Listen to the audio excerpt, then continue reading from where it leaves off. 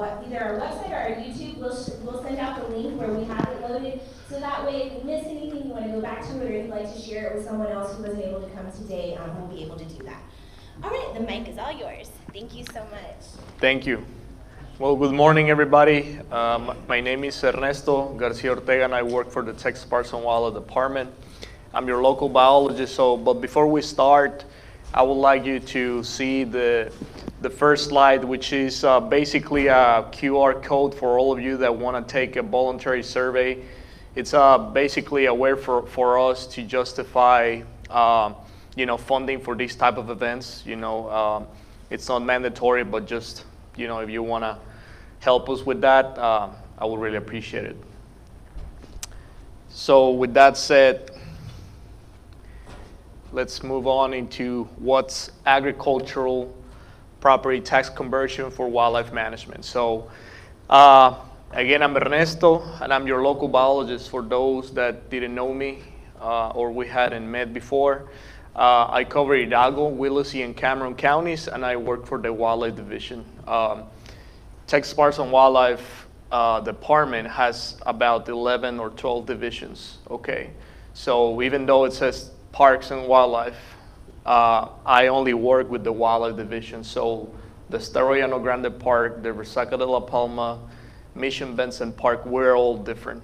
That's Parks Division. We get along fine, but we're different. Our goals, I guess I could say that our goals are the same, but we work different ways, okay? They're more worried or more focused on providing public access for birding, hiking, walking on their parks, and they're very confined to those spaces only. Whereas like myself, I can go and move around a lot within my counties of jurisdiction. So today I was asked to talk about, what we often, call wildlife exemptions. So as a matter of fact, that's the wrong term because there's no such things as tax exemptions, okay? So the way agricultural tax conversion for wildlife management works is it's basically another way to look at your land. So with that said, let's talk about the history. So prior to 1995, traditional agricultural use was the only way to assess your land or do the appraisal. But in 1995, Texas voters approved Proposition 11, which amended Article 8, Section 1D1 of the Texas Constitution to allow a secondary use of the land, or if you would like to manage it for wildlife, you could get the appraisal instead of the agricultural traditional practice. So in a nutshell, we're just looking at the land at a different angle, but the prices and everything stays the same. So those traditional uses, included livestock production, hay production, crop production. But what does the valuation do for you? So basically, it's another way for you to maintain an open space under the agricultural appraisal, but by managing wildlife. So this is really important for all of you to remember, because if your property does not have the 1D1 status, you cannot apply for it. Okay, that's just the way it is. So if you are thinking about, I would like to start getting my property evaluated for wildlife management, well, the first thing you gotta figure out is if it's under that designation. So go to your tax appraisal's office district and then ask them about your property if you don't know if your property has it or not. So again, it will maintain the same taxes rates that you had with the agricultural use, but most importantly, you will help wildlife. It will allow you to experiment and have fun doing all these small projects on your property. So by definition, according to the Texas tax code, wildlife management It's actively using the land throughout at least 3 of 7 wildlife management practices, which are habitat control, erosion control, predator control, supplemental water, supplemental shelter, supplemental food, and conducting wildlife surveys to propagate and sustaining breeding, migrating, or winter population of indigenous wildlife for human use, including food, medicine, or for recreation. So nilgai, if you're managing for nilgai, that doesn't count. If you're killing them, that will count. But you are not necessarily reproducing nilgai. You cannot, you should not. So what are the qualifications? So like I said, must have a current 1D1 status. It must be in effect within the year before the switch can be made for wildlife. So basically, if you're thinking about becoming or applying or switching your land appraisal to wildlife management, your 1D1 status needs to be current the year prior your year of application. So all last year, you should hold that actively. And only properties that are currently being appraised as agricultural lands or timberlands may convert to appraisal based on wildlife management.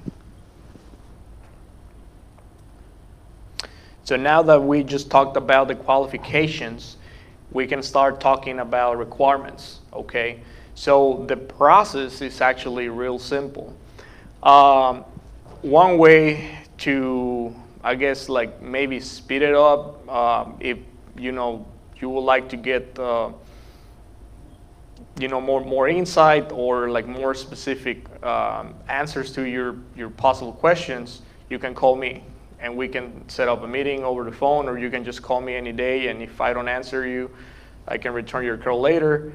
But basically, you need to request a 1D1 open land open space appraisal application from your county appraisals district, and then once you get that and fill it out, then you can start now thinking about writing your wildlife management plan. So those are the only 2 things that you need to do in order to move on or start working towards the wildlife management appraisal.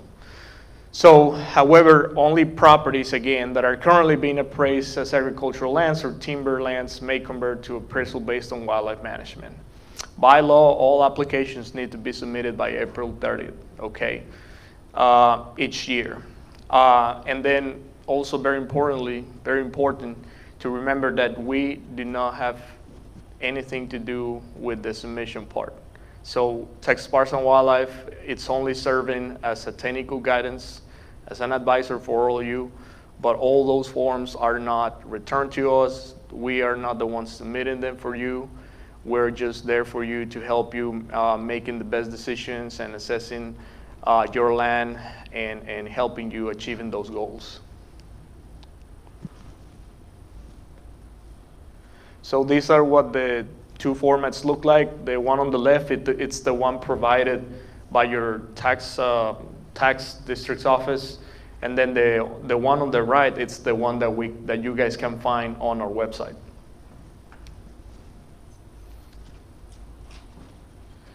So how do we start this process? Again, you can call me, but basically you need to start thinking first, what's the status of your property? So basically, where are you located? So across the whole state, we have divided it in different ecological regions. So here in Cameron, Willis, and mostly for the most part, the whole county of Hidalgo, we're situated within the Gulf Prairies and Marshes ecological region. But if you go to West Texas, then you will be situated in a different ecological region. So we'll talk about this later, but basically, when you're doing your search, you need to start reading the guidelines for your specific ecological region.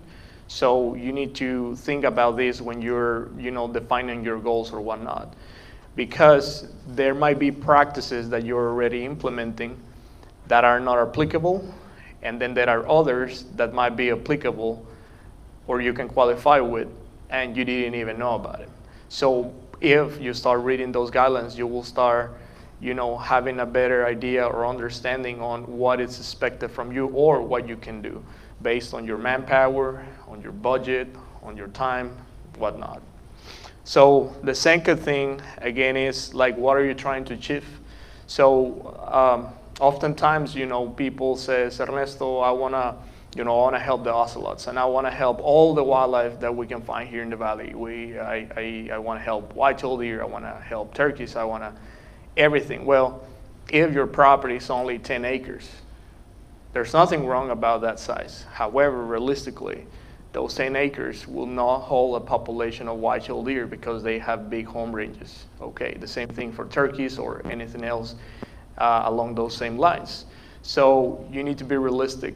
Okay, the same thing is like if you want to manage for black bears or mountain lions, you need to start thinking about, well, can we actually find those species here? I mean, are they very, are their occurrence is, limited to this part of the state? I mean, is it limited to like this season only? I mean, what can we do with what we have?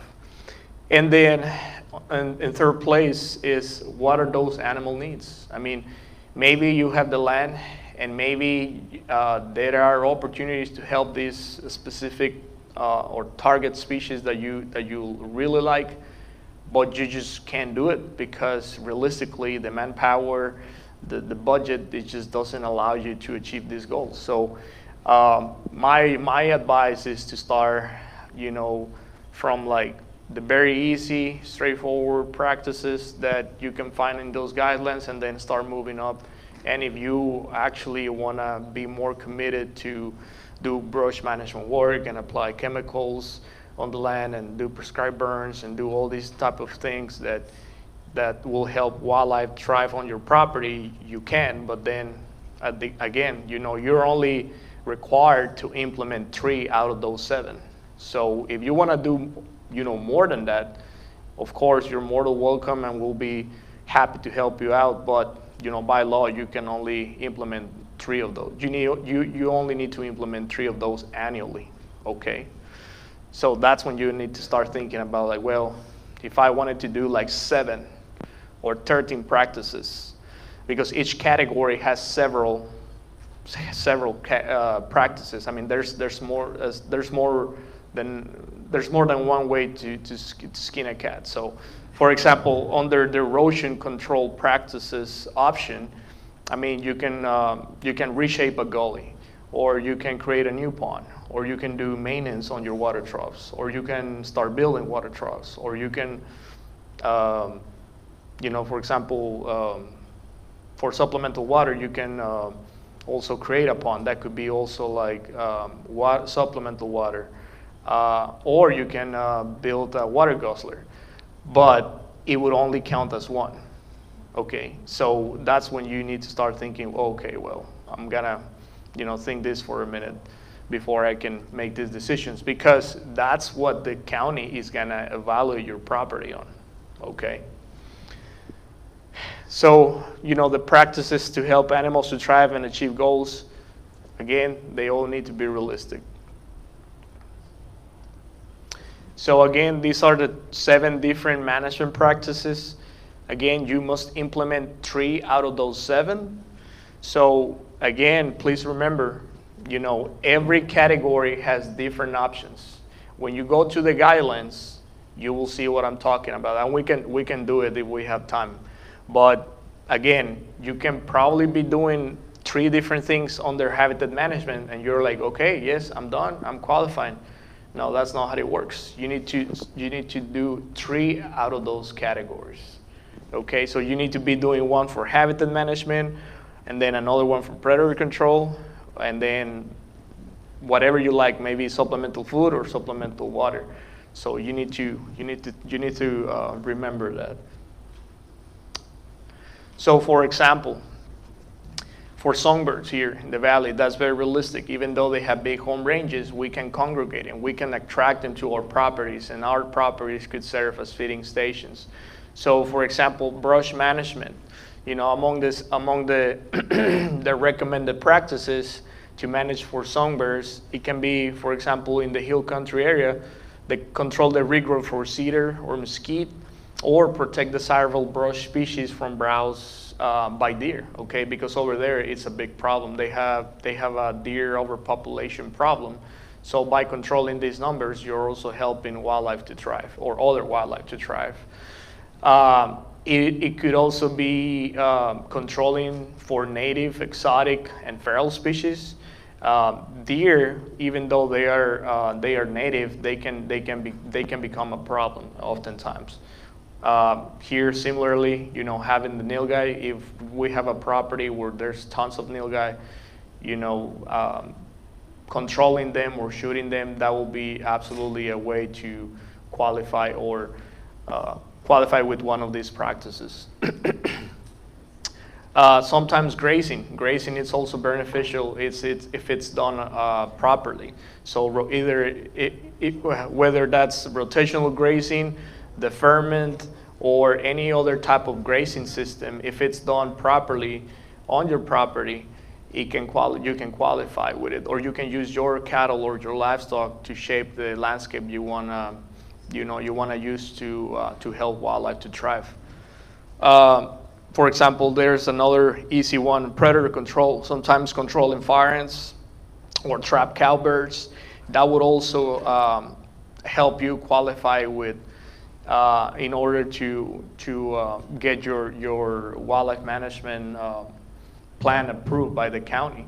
However, you need to pay attention, because some of these species, even though we recommend you controlling or managing for them, you might need an additional permit from the U.S. Fish and Wildlife Service or the APHIS, the USDA, like with cowbirds or grackles.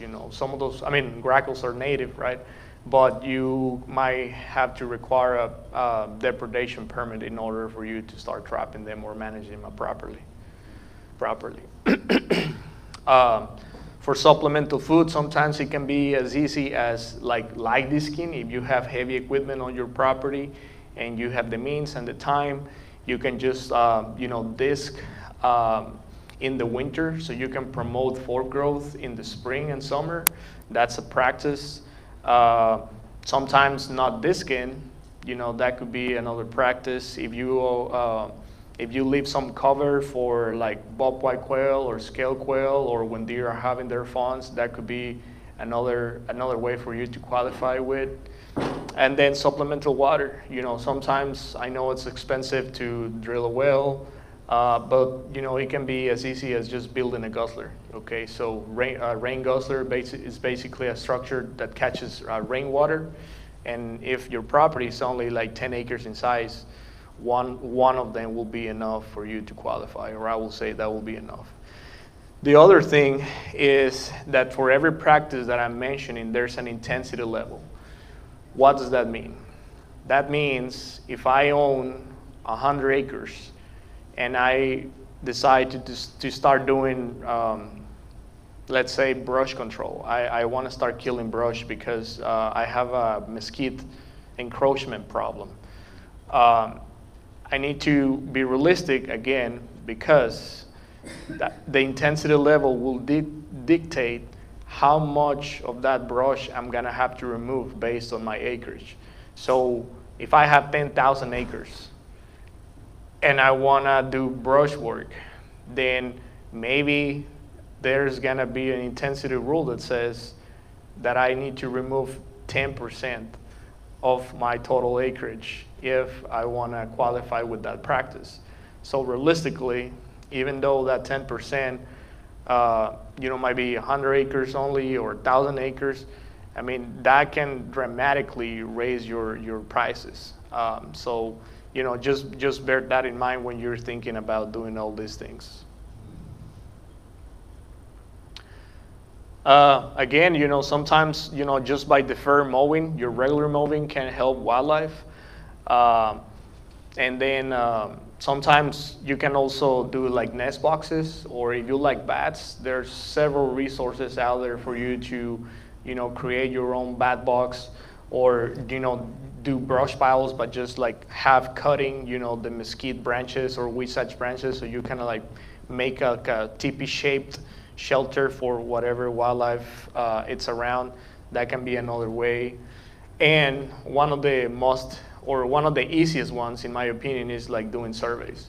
So if you don't have the time, or if you don't have the manpower or budget, you can buy $100 game camera in Academy or Walmart, and then if you have already a feeder or a water trough, you can install it just in front of it, and then just keep a record of your observations, monthly observations. And then another important thing that I would like to mention is, every time you're doing all these practices, please make sure that you're taking pictures. If you're doing tractor work, or if you're spraying herbicide, to kill brush, or if you're installing a water gusser, or if you're taking pictures of these birds, please, keep records of it, because the county might come to your property and, make sure that you are actually doing this. The way they do it here in the Valley, it's unknown to me. I don't really work with them. When you turn in your paperwork, they are the ones that are, in charge of like processing your application and whatnot. But at some point, they might visit your property, or they might even request an annual report from you. So you need to be prepared for all these situations ahead of time. But again, you can target several things. Songbirds is just one of them, but you can also be working with pollinators. So you can be reseeding. I mean, you can be also like killing brush or leaving some brush. You can do prescribed burns. You can, increase the amount of native flowering and herbaceous plants in your land. I mean, there's different ways you can tackle this based on your personal interest and your ability as a land manager. You can provide, again, supplemental shelters, and you'll notice here that a lot of these practices overlap with the ones that I already mentioned, and it's because when you're working with wildlife and when you're working with habitat directly, you're not affecting just one species, you're affecting multiple species. So such as with like cattle grazing, right? So, by using livestock grazing, you are actually promoting habitat for like bobwhite quail or other small mammals or small birds, if it's done properly. You can also be promoting early successional plants. Like I said, if you start disking in the winter, you will promote some early successional plants like pigweed or crothin or doveweed for white-winged dove. Just by disking, you can be controlling fire ants. You can be doing prescribed burns. We can do brush management. I mean, it's up to you. And we do have a fire program, just so you know. So we actually help landowners doing their prescribed burns if they are ever interested on that practice or management tool. We have a fire program, and even though it's not a real popular tool anymore here in Texas, we still have that going on. So if you ever think about doing this, you can definitely reach out to Texas Parks and Wildlife. All this is free, guys. It's free of charge. All the technical guidance that I'm providing you or that I will provide in the future, it's free. The same thing with fire. We'll provide all the manpower. We'll we'll teach you at the very beginning, and we'll take the lead, and then we will start slowly transitioning into handling the whole operation or the whole burn to you when you feel more comfortable with it. Again, you can be managing for raptors. Again, it's basically the same thing for managing for songbirds. It's just like a different approach, maybe a different intensity, and maybe just at a different time of the year. For white-tailed deer, again, for example, defer mowing until July 15th, so you can provide some fawning cover. You can do camera surveys if your property is big enough. Again, we'll try to see the guidelines here in a minute, so you know there's like about 50 different management practices under every category. So other considerations. So the law does not require consultation with Texas Parks and Wildlife Department, nor does it require TPWD to approve your plan. So I don't approve your plan. I only help you writing it. We go back and forth after I visit with you on your property. We can talk about, what are your goals? How can you achieve them? Or if you have a better idea, we can discuss it. But that's about it. As a landowner, you're able to write your own wildlife management plan as long as it is completed on the TPWD management plan form, the one I showed you earlier. TPWD biologists like myself, we're all available to work with all landowners, but it's not required, so it's up to you. And what about the minimum acreage? So there's no such thing as a minimum acreage for you to apply for it. However, if the property has been reduced in acreage since the previous tax year, there are minimum acreage requirements. For all the rest of the properties, there's no minimum acreage requirement. So if this is your situation, you need to contact your tax appraisal office and figure out what's the minimum for the county you're located on. Again, the law allows the appraisal districts to accept plans on forms other than the TPWD form. They contain all the information required on the TPWD wildlife management form. Appraisal districts may require the use of the TPWD wildlife management plan form, but they cannot require the use of any other form, if that makes sense. Like I said before, appraisal districts can request an annual report, and when they do it, it must be submitted on the TPWD annual report form, which is available on our website, and this is the link.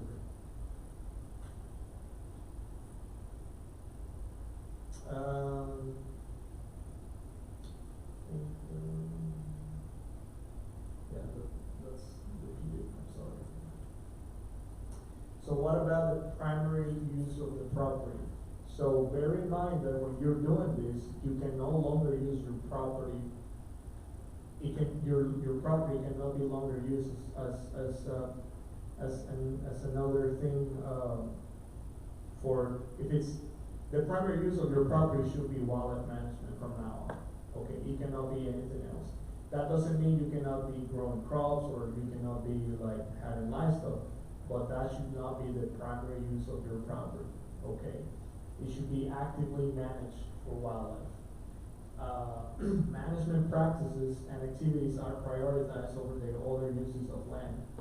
The secondary uses, such as hay production, livestock or whatnot, as long as they do not interfere significantly and demonstrably with wildlife management practices and activities and are not detrimental to the wildlife that it's being managed, you're good with it. But just keep this in mind. And when you're managing for wildlife, again, they must be native species. You cannot be managing for exotics.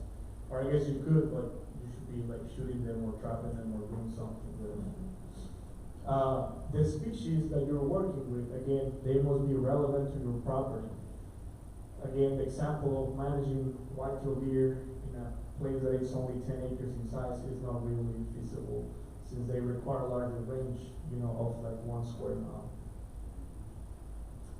And last but not least, these are several of the resources that you guys can use to get a little more knowledgeable about all these practices and what is expected from you. There's even a section on our website with the frequently asked questions that you can check out.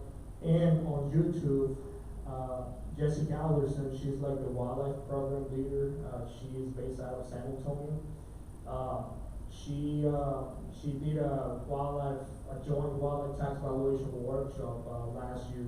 You can find all these videos on YouTube, and it will have like a presentation like mine, but it also includes like about 7 different videos talking about the 7 different categories, just so you have a more, a better understanding or a better idea on what you can do on your property.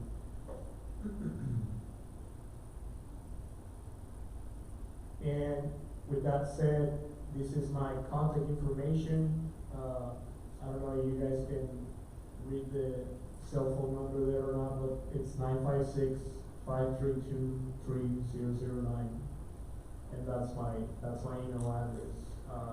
If for some reason you lose this, you can always find me on the Texas Wildlife website.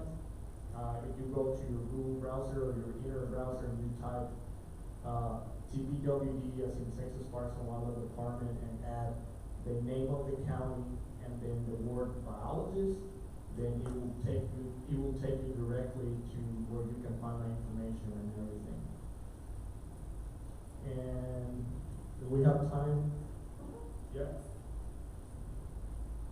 So I'm gonna click here just so you know. Sir, just so you know, like the QR code for that survey didn't quite Maybe you can like make it larger. I couldn't get it either, so I tried. because I know it's important for us around it. Okay.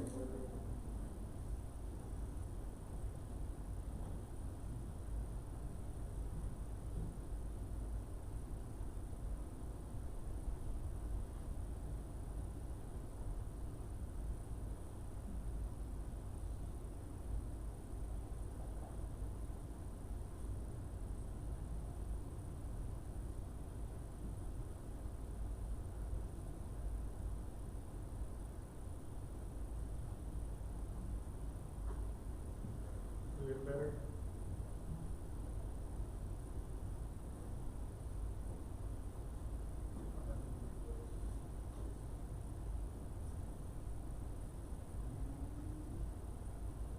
There. I got it. You have to get close. That's what it is, right? Sometimes if you zoom in with your phone, you will get it. But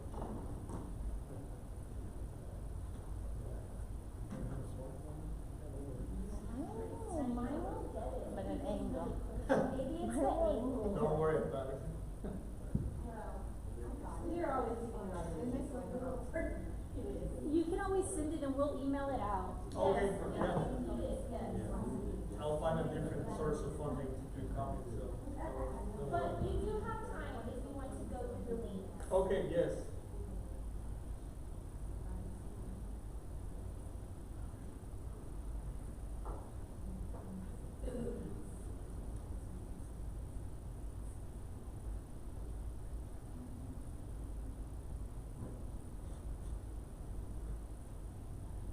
So this is what it looks like. One of the pages where you can find all the information, the history on when it was first approved, the tax code, all the regulations and legalities about it, and what is expected from you. It's not that hard, I'm telling you, and you'll see in a minute. What I'm talking about.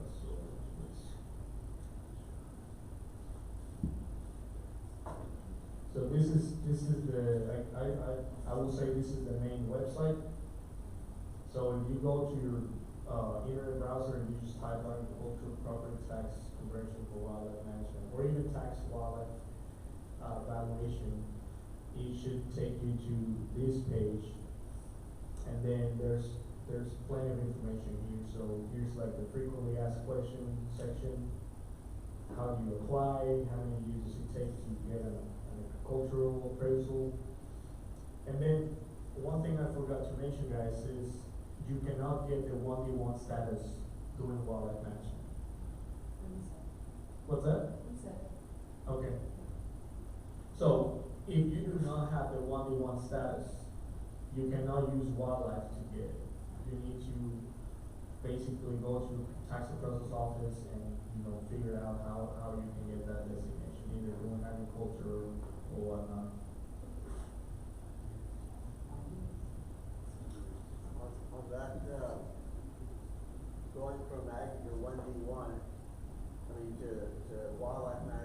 what if they don't accept the wildlife application? Can they get rid of your ag value and then you are in big trouble?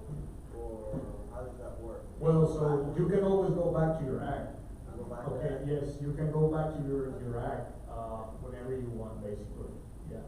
Of course, if you go back to your act, you need to, you know, you need to fulfill the requirements Right. to do the act, you know, maybe your intensity level, if you have cattle, if you sold all your cattle and you only have 1 or 2 cows, then I don't even know what that entails, but they might say, you need to, you know, acquire more cattle, more heads, right?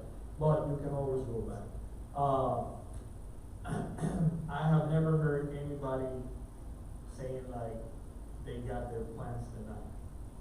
Okay, every county is different, I know that, but I have never heard, and I started working in Midland, in the Permian Basin area, and I did a couple of those there, and then I moved to Laredo, and then I did another one there, and then I've been here 2 years, and I've done, or I helped about 6 different landowners in the past 2 years with their plans. And believe it or not, I mean, I provided all the technical guidance and I guided them through the process, but they were the ones like actually typing and checking the boxes and whatnot. Never heard any word from them afterwards. So that means like they got it accepted. As a matter of fact, some guys say that if you don't like hear from them, that means you got approved. If you hear from them, Bad way to do things, so you get your tax statement and it's $10,000 more. exactly. So I don't know if I would trust that. You know, if I was a landowner, I would call them and just make sure, like, hey, did it get approved or not? But it's up to you. But yeah, I mean, none of these landowners call me back and say, Ernesto, I had a problem with this, and I told them, I said, look, if there's a problem with your management plan or the president's office has a question, they can always call me, or you can just like give me my phone number. I mean, they should have it in hand. But if there's anything I can help you with, just let me know. And never heard back from them. So I'm assuming they all got it approved.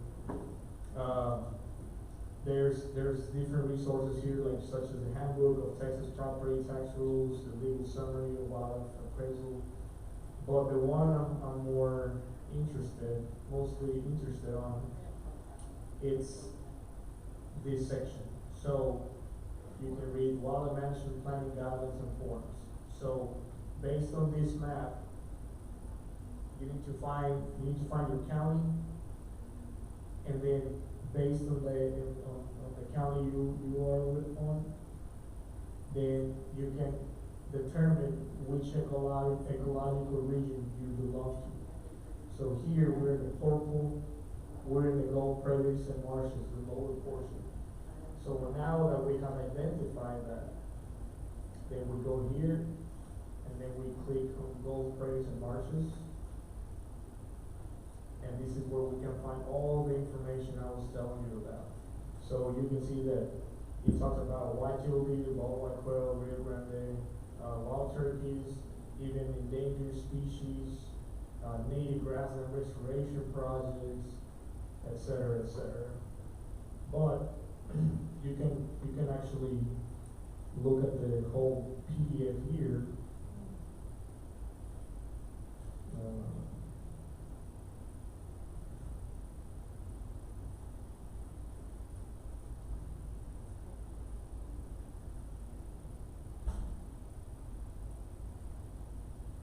So this is what it looks like.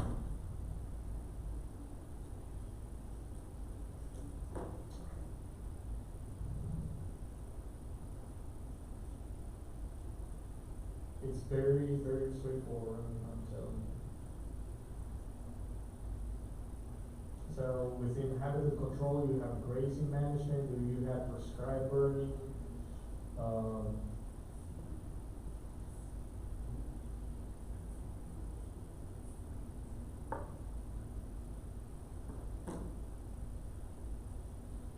range enhancement.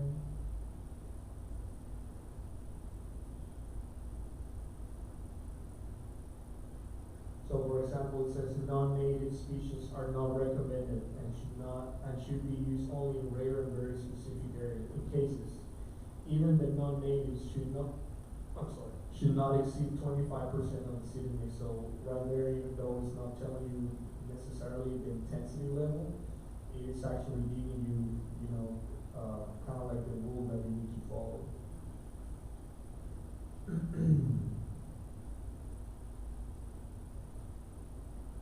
Then for brush management, you can be tackling that by removal, the encroachment, species.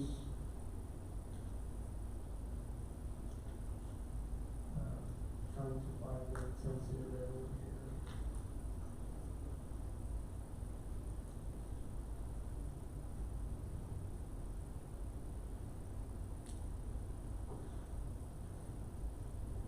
Yeah, so this is just a general overview, but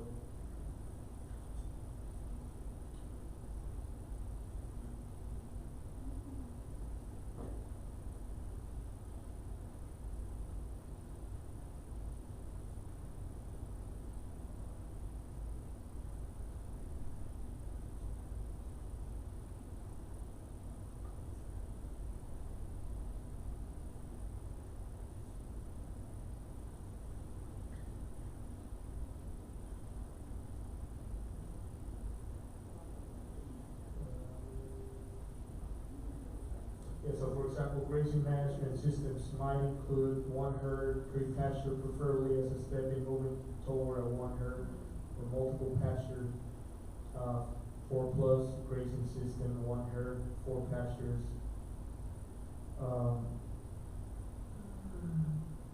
There you go. So, for example, prescribed burning, it says minimum of 33% of acreage annually burned in coastal marshes, 15% in wooded uplands, and 20% in rangeland. That's the intensity level. So all the practices, or most of the practices, will have that highlighted, so you know what you need to accomplish in order to qualify with it. And if for some reason some of these practices do not have intensity levels, you can call me and we can discuss it. And before that, I'll show you. So here you have the forms. You have the wildlife management plan form in PDF and Word, and then you have the annual report form here. So if we go to the PDF one, this is what the format looks like. So part 1 is your owner's information, property description. Of course, here you already know which ecological region you belong to, the total acreage, if your acreage is under high fence or no, and what type of habitat you have. So if you have this cropland and you want to start moving towards like wildlife management, then you need to check this box. Or if it's a if it's a kind of like a mixture of like a pasture and a grassland, then you check this one. So it's very simple. And then on the third section it starts asking you like which species you're gonna be targeting. And if you're not sure, you can always click the box like other, and then maybe make a statement such as like, we haven't conducted any surveys, or we haven't been able to identify the wildlife that we have here. However, we will, monitor, wildlife with our game cameras, so we have a better understanding of the wildlife occurrence that we have on the property, something like that. And then part 4 is like where you have the opportunity to describe your whole project in a more comprehensive form. So even though this is the format, my suggestion to landowners is always, maybe type like a 1 or 2 page, manuscript where you actually describe in high detail, what are you gonna do in the next 5 years. So if your intentions are completely different from like year 1 and year 2, you need to make that as a statement and say, in year 1 I will use these 3 practices only, and then on year 2 I would not do these tree that I did the previous year, but instead I will switch to like, you know, focus on, or I will be focusing on like range enhancement by providing, you know, native seed mix and stuff like that. So that's your opportunity to be, you know, more clear on what you're trying to achieve. And I think this is a very good practice because you will facilitate things on the other end. You know, if people understand a little better what you're trying to accomplish and how you're going to accomplish it, they will be like, okay, yeah, this guy knows what he's talking about. So I don't really know if the tax appraisal's office guys have an understanding on, you know, biology or ecology concepts, but when I look at these things, that's the reason why I tell people, like, you know, you gotta be thinking like someone that hasn't had that knowledge in the past, and you're trying to explain it so he understands, you know, how you can qualify with it. That's just the way I see it. So you keep scrolling down, it's gonna ask you for your management activities, the ones that you're gonna be doing. So again, you need to be realistic. And then there are multiple sections and multiple boxes, several boxes. You don't need to check them all. You know, for example, if you're not doing any whitetail deer management, then just keep scrolling. If you do not belong to association, wildlife management association or cooperative, then just keep scrolling.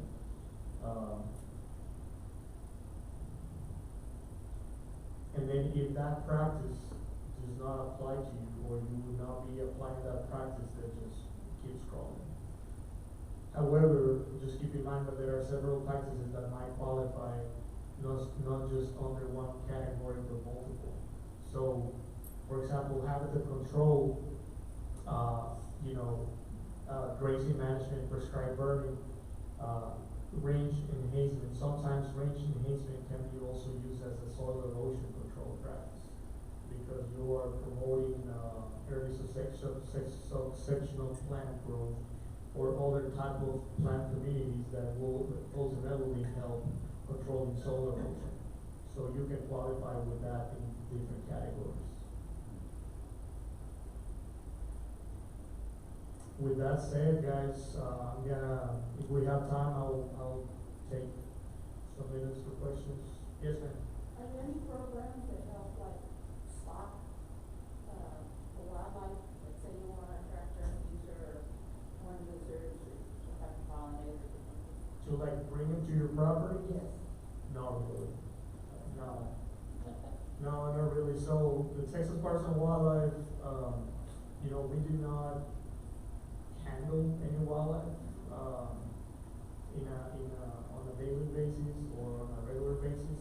There are several projects that might include trapping turkeys on private landowners' land, or like translocating stuff to their properties because that has been identified as a critical, you know, habitat for, you know, species of greatest concern or even endangered species, but for the most part, no, we don't have anything like that. And you mentioned the dog already was in here. Who's the Stark County? What's that? There's a different guy in Stark County that's in Stark and stuff. Yes. Is it still Chopper or somebody else? No, I don't know who Chapa is. There was the guy that was overseeing the Stark County was Eric Garza, and he's been there for like the last 15 years.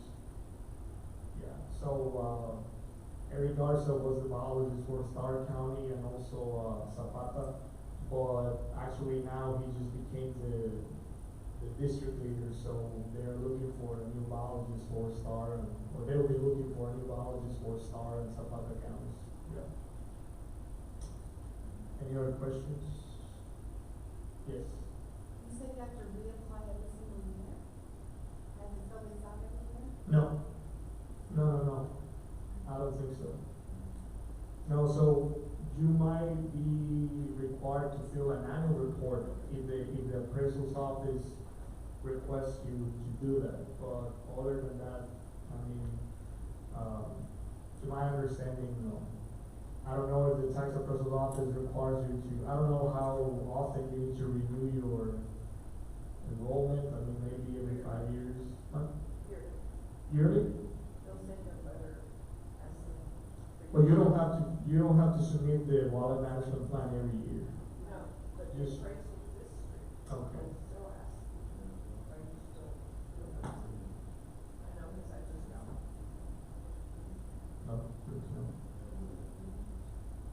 And you do have to submit the report. In some counties, even if you don't, they'll take away your exemption. You don't automatically get it. So you do have to do that report. You have to listen or you'll Check get with the back. county and make sure. Yeah, I mean, if I was a landowner, I would be constantly calling them just to make sure that we're still in good terms, because, yeah, you're right, you can easily lose it. Yeah. Even if you didn't receive the letter. Yeah, we got the letter. I never had to say that. Yeah, well, yeah, that's good. Never got That's good to know, and that's also, the reason why I really encourage you to keep records of everything. Yes, take a lot of pictures. Take a lot of pictures, and, you know, sometimes an email, just, you know, say goodbye, or a text message or something, so you can show them that you were actually trying to reach out or whatnot, so. If they do require the report, then submit the pictures with the report. What's that? If they do require the report, then submit pictures with the report. They do? I'm saying if they do, if they require a report. I'm not sure what Hidalgo County does, but I know Edwards County requires that you submit it annually.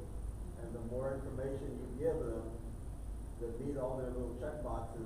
But that's how Bobby, so send those pictures. Yeah, absolutely. Yeah. Well, thank you, everybody.